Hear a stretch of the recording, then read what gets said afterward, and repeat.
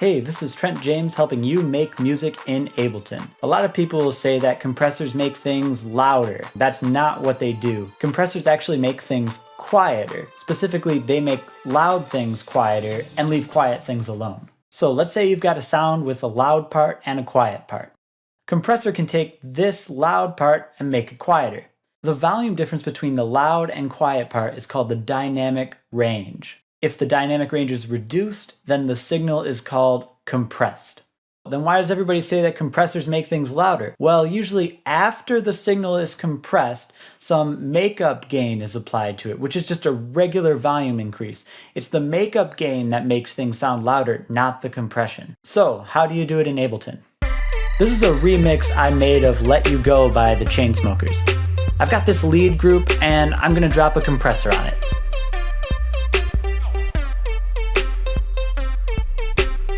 I'm going to turn off the makeup gain. GR stands for gain reduction. This meter shows me how much the volume is being turned down. I can get some gain reduction by lowering the threshold. Threshold determines the level at which gain reduction should begin. The ratio determines how much gain reduction should be applied when the level exceeds the threshold. A ratio of 1:1 would do absolutely nothing. A ratio of 2:1 will apply gain reduction equal to half the amount the threshold is exceeded by. A ratio of infinity to 1 is a brick wall compressor. The signal will be reduced back to the threshold, no matter how loud it is. I think it's easier to visualize what the compressor is doing using the second of the three available views. The x-axis of this graph is your input and the y-axis is your output. The ratio changes the slope, but only above the threshold. So if you really want to crush it, you tank the threshold and you crank the ratio. It'll be super smash.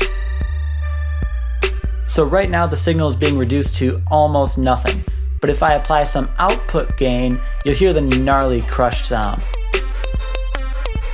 But look, compressors can do more than just crushing it.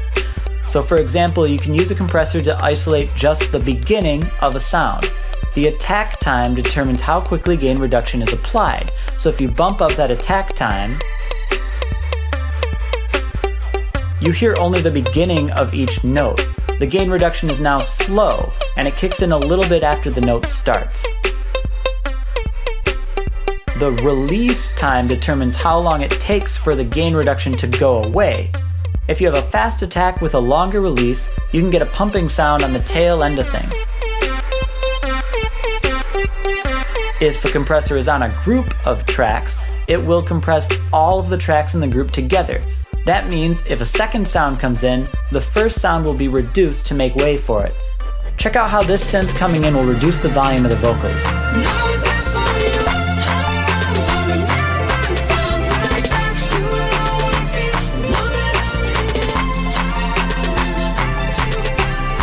This makeup button will automatically add a lot of output gain after compression, and it's on by default.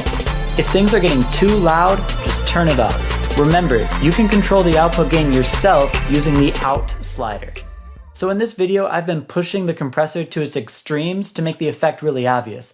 But in practice, compression is usually more of a subtle thing. Your ratio isn't going to be this high and your threshold isn't going to be this low. The pros will use compressors though on just about every single track and groups of tracks. And actually some mixing consoles come with a compressor built in line to every channel. Also, different instruments need different compression. For drums, consider a longer attack so you can keep the punch. For chords, play with a longer release and a shorter attack. You don't want these to steal the spotlight. Also, be careful not to over-compress things. If you put a brick wall on every track, you're going to lose all your dynamic contrast, which is going to take the drama out of your music. Remember, mix with your ears, not with your eyes. Just make it sound good. So, that's all for now. If you want more, please like and subscribe to this channel. If you'd like to hear this entire remix, click the link in the description. And until next time, just keep making music.